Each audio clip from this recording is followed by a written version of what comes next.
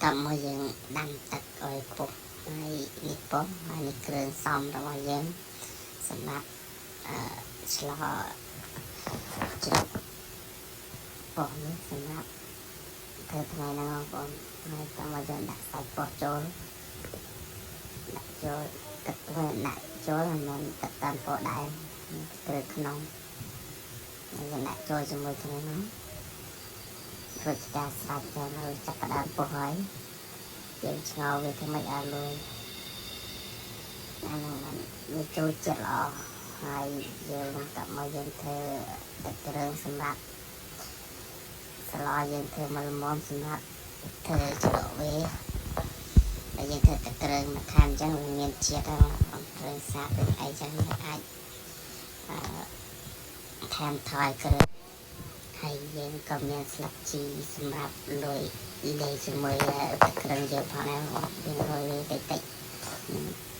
ដូចនឹងចឹងហើយយើងពុកវិញកនយូរដែរបងពុកក្លិនឈ្ងុយចឹងមកហើយយើងឆ្ងល់ទាំងមូលយ៉ាងមិនកាត់ទៅកង់ទេយើងឆ្ងល់វាទាំងមូលដើម្បីដល់ពេលវារលួយយើងមានចិត្តឥឡូវវាចាប់ប្រាឆ្អិនយើងដាក់ជីរយចឹងមកបងរយដូចខ្ញុំធ្វើចឹងមក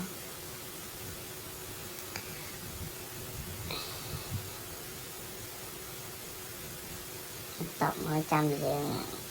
ហាន់ក្រូចដាក់ពេលក្រោយក៏បានហើយដូចនេះចាក់ស្ដែងវិញខ្ញុំ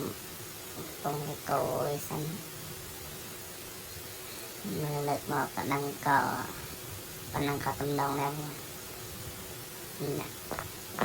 ជាឡោភពក៏ដឹងឆ្ងល់ច្រកឆ្ងាញ់តាណាសាច់ពេលឡើងផ្អែមហើយយើងដួសដាក់ចានសិនយើងដាក់ក្រូចហើយកន្លែងដាក់ក្រូចយើងបានថតឲ្យមើលបង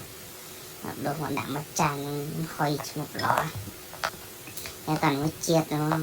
តែជាតិ 100% មកខ្ញុំចាំដែរសាច់នេះខ្លាញ់នេះឡើងកាលនេះមើលឡើងចង់សាក់ទឹកមកដែរ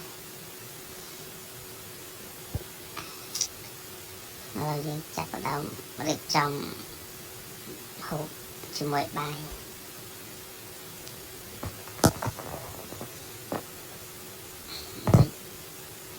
បានឃើញចាក់ស្ដែងនេះចឹងអានេះគ្រឿងក្នុងតែគ្រឿងក្នុងនិយាយ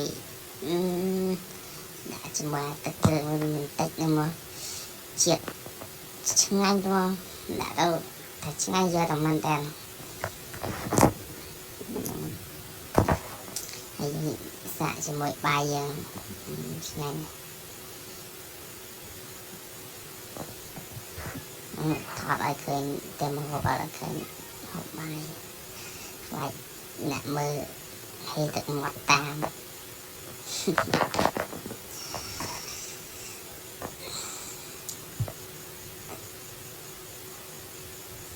ឃើញហ្នឹងបកសាច់វិញមកផៃល្អតែបើថានិយាយពីរសជាតិផ្អែមមកសាច់វាឆ្ងល់វិញហ្នឹងមកលើកមកចាំងយ៉ាងឆ្ងាញ់មែនតើមិនលេងសាច់មកឡើងផុយសាច់ហ្នឹងហើយមកទឹកគ្រឿងនេះទៅអូ